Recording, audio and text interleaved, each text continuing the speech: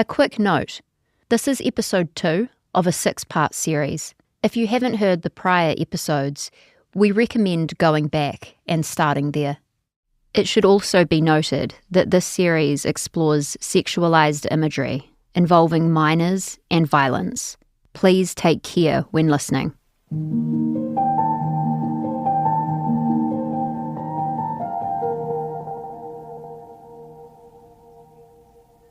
I got a call when I was working at my old job at a clothing store, and I see one of the classmates popped up on my phone.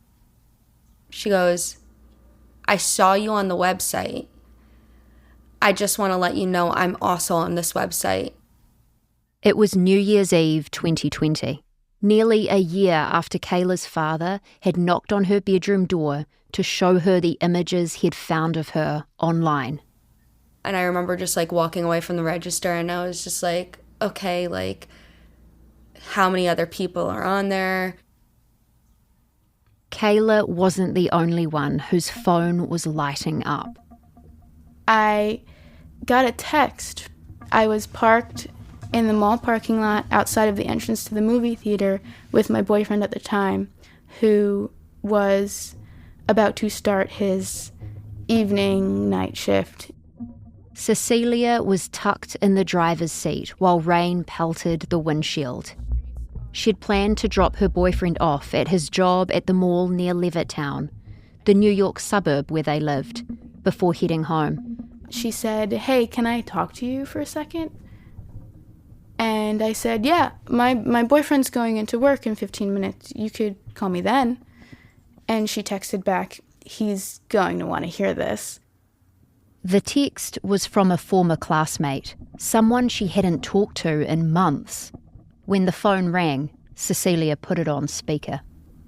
She said that her friend came across this website called Come on Printed Pics, in which someone was posting photos of many of the girls that we had gone to school with. And she said that there are pictures of you on there, and I just wanted you to know. And she also sent me the link to the website. I opened the link immediately with my boyfriend over my shoulder looking at it with me. The first things I saw when I opened that link, I remember, were photos of girls that I graduated with. A lot of them were just pictures from their Instagrams.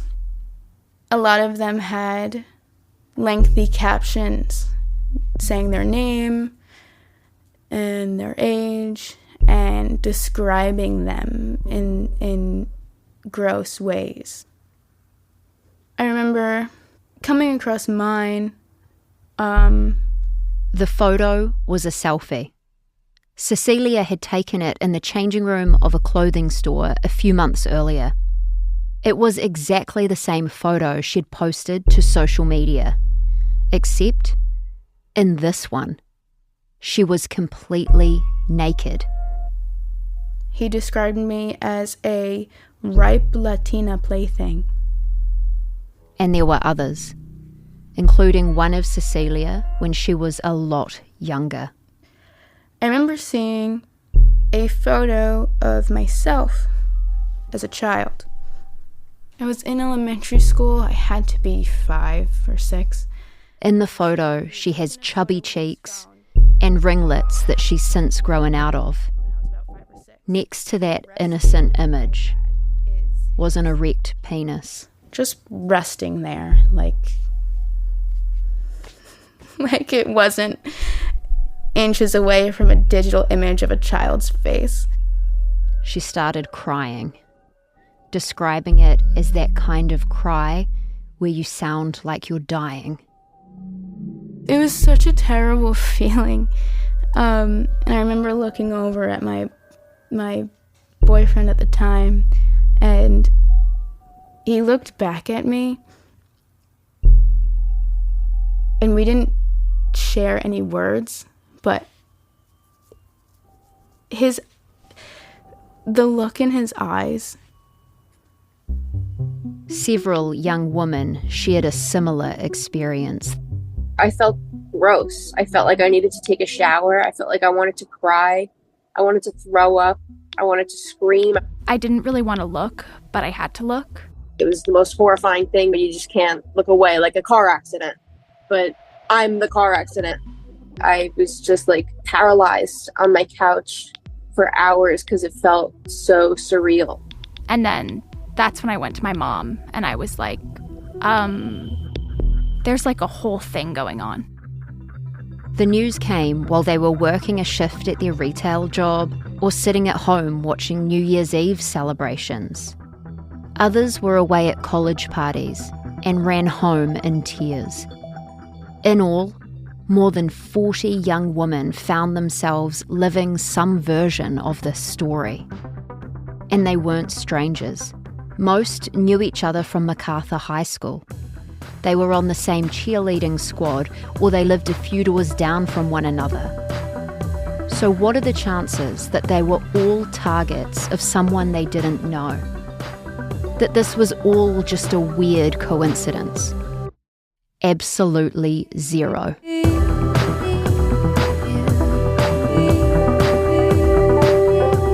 I'm Olivia Carville. And I'm Margie Murphy. From iHeart Podcasts, Bloomberg and Kaleidoscope, this is Levittown.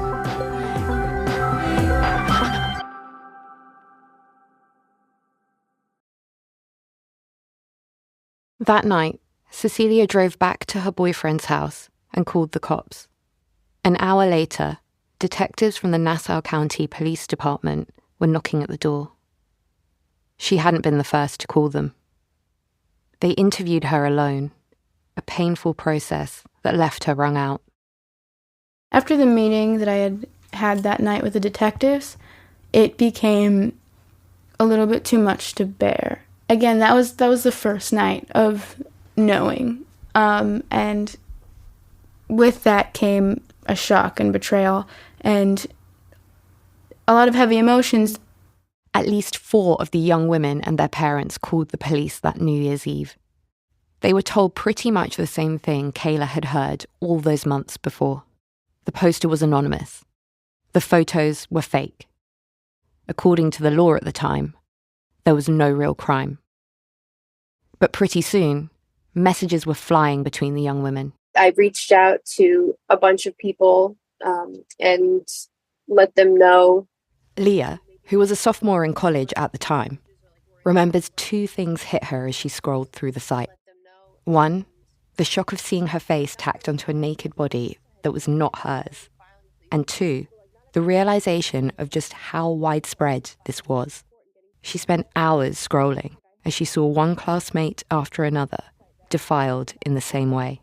It was just a whole chain reaction of girls in our community that were involved in this, unfortunately.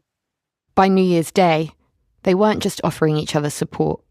They were determined to figure out who was behind this. As they texted back and forth, the women threw out names of potential suspects.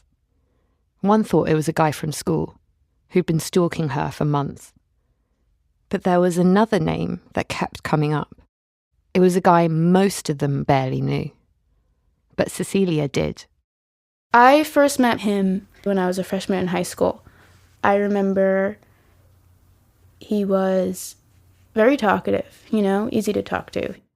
She described the group she used to hang out with. I hate to say it, but they were the stoners. That's who I was with. We would hang out. They would have these great philosophical talks about whatever it was, the state of the world, and I felt so worthy being deemed like valuable enough to kind of hang out with them and spend time with them while they were doing this. I'm just the girl that they, let hang around. Honestly, it was probably just because I was pretty. They just let me hang out because I was a pretty girl and they could invite me over. It was validating and reassuring to have a kind of association that I was a part of, like a little group that I was a part of that was mine, They were all really, really nice. Except for this one guy. He was really sarcastic. and condescending, but it was part of his charm, he's just an asshole. We've all met this guy, usually in high school. He's smart and quick with a comeback. Negging is basically how he talks to girls. When I was a sophomore, I had a lot of classes with him. I had almost all of my day with him, and we were friends. We would talk until a month or two into the school year, he blocked me on every social media that we had together and stopped talking to me in class. And he reached out to me and said, "I don't hate you, by the way." He said, "I would sooner restrict you from all formats of contacting me. I'm extremely attracted to you, so before that becomes an inevitable problem or upset for me, I might as well stop myself from even trying.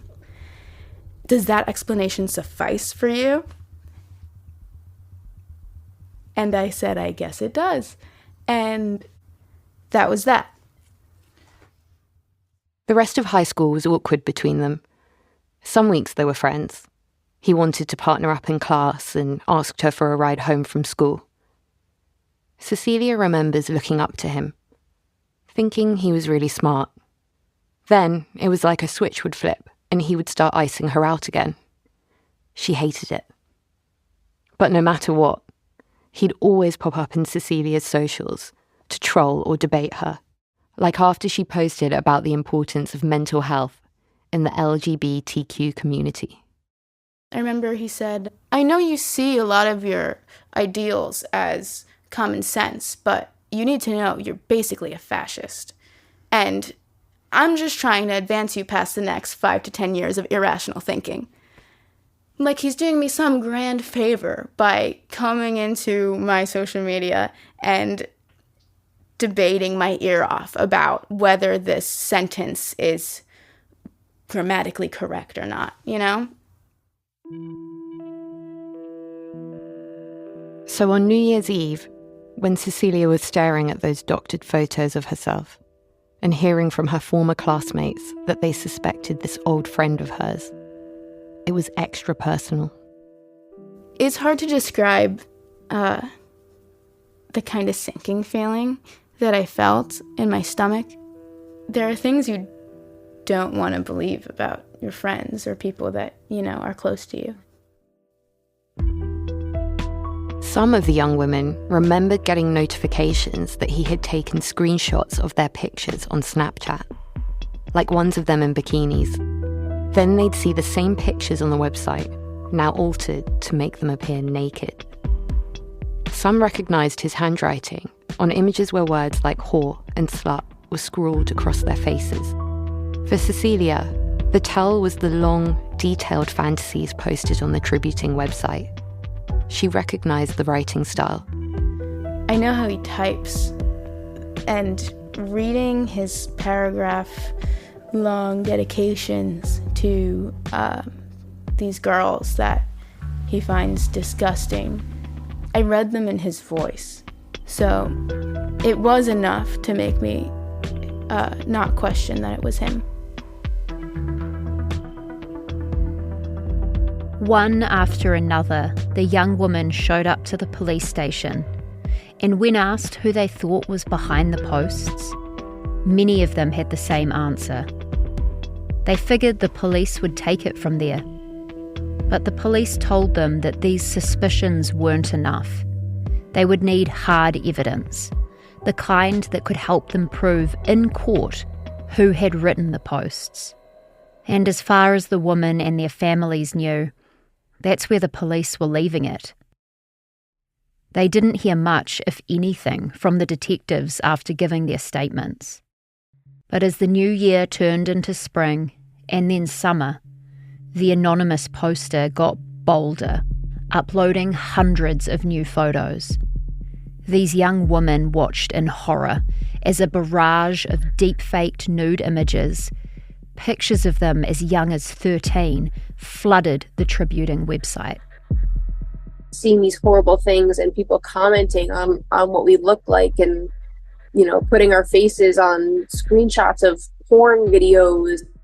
New accounts with names like Tween Hunter were posting and reposting increasingly graphic fakes.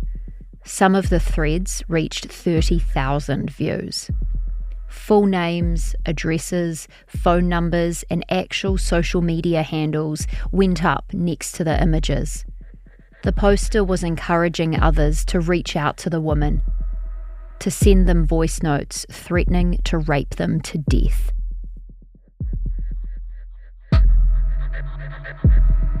By the spring of 2021, some of the Levittown women were getting direct messages to their Facebook, Instagram, and Snapchat accounts, their photos beside male genitalia or covered in semen. Others got late-night calls from foreign numbers. When they picked up, they only heard heavy breathing and moaning. Kayla told me that she didn't want to live in fear, but she did. She lived in fear of going outside, in fear of men, in fear of being herself. She had nightmares of men hunting her. I could hear them trying to find me, and they would say my name, and they would say the things from the website, like the milk me and pee on her, they were saying those things while trying to find me. She also dreamt that the images on the website had come true, that she had the words "rape me" tattooed on her forehead, just as she'd seen on the website. I mean, I live every single day scared of men. I mean, not all men, but strangers, yes, all the time, because God forbid it's someone that was on that website that has just passed me on the street. You don't know that, and that's scary. Suddenly, I'm not posting my face on my Instagram because I don't know who's gonna find it, And I directed so much guilt and so much of his hate towards myself. Most of the Levittown women turned their social media accounts to private, but many deleted them altogether. One dropped out of college, another told me she lost 20 pounds from the stress.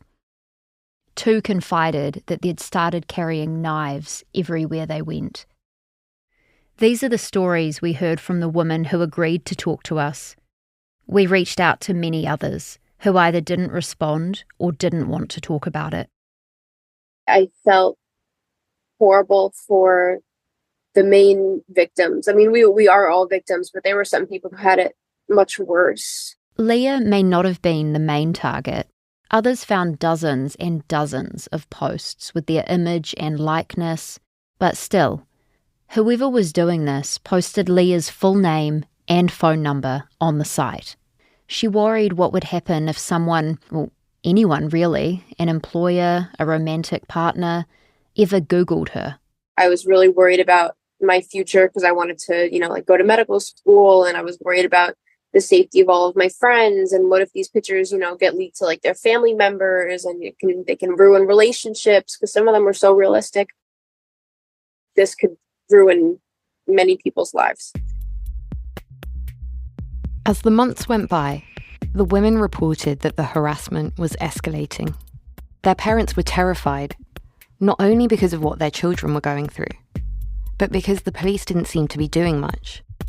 Cyber harassment cases are notoriously hard to prove. Gathering digital evidence can be time-consuming and hard to capture, and most perpetrators cover their tracks. Many of the parents created their own group chats to brainstorm what to do. They were outraged that their daughters were still being targeted, while the person they believed was responsible for all this was right there among them in Levittown. If law enforcement couldn't do anything about it, they were going to have to do something themselves.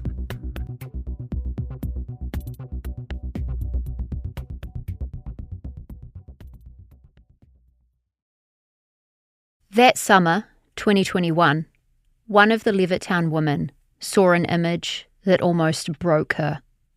We recorded an interview with her, but she wasn't comfortable using her actual voice. So the things she said in that interview will be voiced here by someone else. I've learned not to trust anybody. I'm very private with things now. I don't really talk to anybody that I don't trust. And don't be so naive, because that was my problem. I'm too nice. The photo that almost broke her was a photo of herself smiling, wearing jeans and a white tank top. Beside that appeared to be a deepfake of a woman in the exact same outfit, her hands tied behind her back, covered in blood, with a plastic bag over her head. The caption said her body had been found near an abandoned construction site, that she had been raped. We're calling her Kat because she asked not to be identified by her real name. But the post she found listed her real name and claimed a snuff video of her murder was circulating on the dark web. I'd had enough. It had to stop. I was like, okay, this is like more serious and I need to know. I just need to know who it is, you know? She was aware that others thought they knew who was behind all this. But the suspect was a guy she'd known since she was 5. They grew up 3 blocks away from each other. In my head, I was almost defending him. I was like, I don't think it's him. There's no way it's him. In high school, they'd had a lot of classes together, including a Photoshop class. And while they didn't hang out, they were still sort of friends. Like they would Snapchat occasionally outside school. In high school, he got a little bit more like a I don't really give a shit vibe about anything. He was smart, so like he knew what he was talking about, you know? But anybody who said anything to him is just like, okay, I don't care. I'm smarter than anybody. Kat talks about him in the same way Cecilia does. He would troll her at times, but was also smart and could be fun. He knew how to push her buttons, calling her naive. He'd tell her the world was full of shitty people, and sure, you want everything to be okay, but it's not. She knew all this, but she didn't think, or maybe didn't want to think, it was him. She thought perhaps that she would be able to both clear his name and figure out who was doing this once and for all. Then that's when I went on the website. I sat there for I had to look at things I did not want to look at. From her bedroom at night, she carefully examined every post the suspected harasser made. I spent hours going through it. And then I went to videos of his own page where he would post himself. Kat found that the person posting deepfakes of her and her classmates was also posting explicit pictures of himself on the website. He would post things of himself, pictures of himself, not his face, like his body and his parts. She found one picture where he appeared to be wearing girls' underwear while standing in a little girl's bedroom. Let me look in the background. Let me see if I could see anything in the background. So I saw stuffed animals, and I was like, all right, let me see. She saw a white dresser with brown trim and a stuffed toy sloth on the bed. Kat knew the guy everyone suspected had younger twin sisters. So I went on his TikTok, and I looked up his sister. And then I had the same exact stuffed animals in the same background. And I was like, okay. His sister was posting dance videos to TikTok, and they were filmed in the same bedroom with the white dresser and brown trim. Even that stuffed toy was in the same spot on the bed. Oh my God, this is crazy. It really is him. His name was Patrick Carey. He definitely wasn't a stranger. He was 19 years old, and he had also gone to MacArthur High. His dad, like Kayla's, was a cop. He lived 3 blocks away from Kat, just over the back fence from their old elementary school, in Levittown. She went back to the police. They came to me with a photo of Patrick Carey in a bedroom. In August, Kat and her mum printed out the screenshots of the images on TikTok and on the website, and they brought them to the lead detective on the case, Timothy Ingram. These girls, they did their own investigating and they did excellent work. They would make great detectives, but...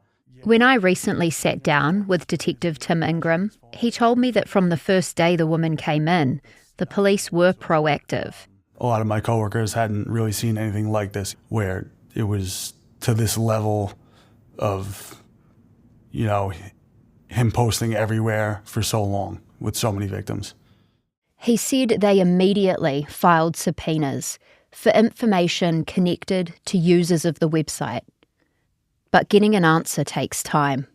And Ingram said he didn't want to talk to Patrick until he had enough evidence to arrest him.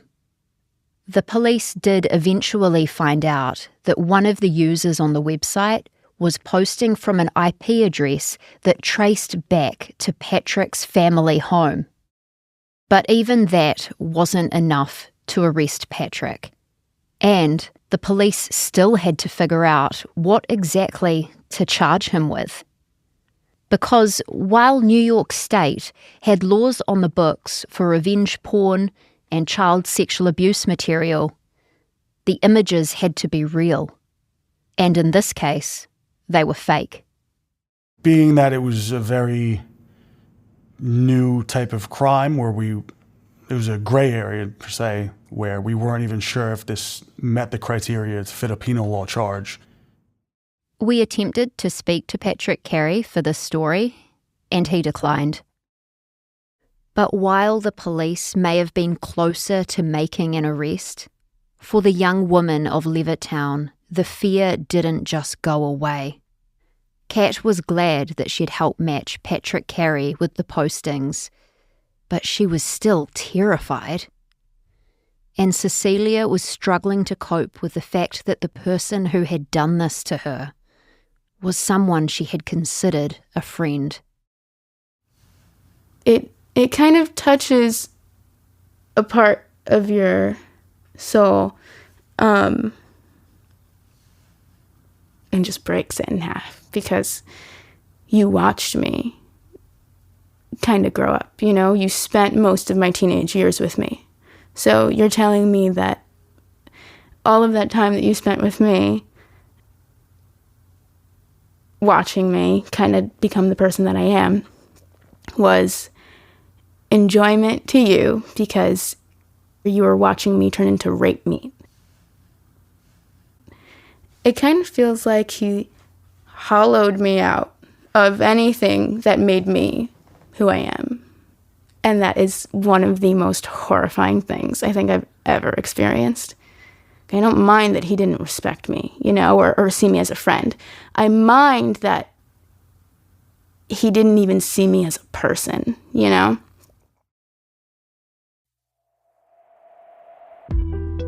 And that sense of horror, it wasn't limited to Cecilia and Kayla and the other women in Levittown. Because powered by this one website, that sort of harassment is hugely scalable.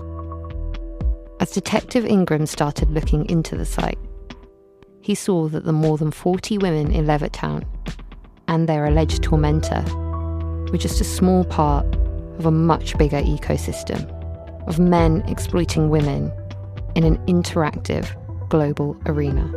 Some were in Scotland, some were in Russia, they were everywhere. Hundreds, maybe thousands of women and girls all around the world were on the site. Olivia and I started to get interested in what or who was behind this global clearinghouse of non-consensual pornographic images. Turns out, we weren't the only ones.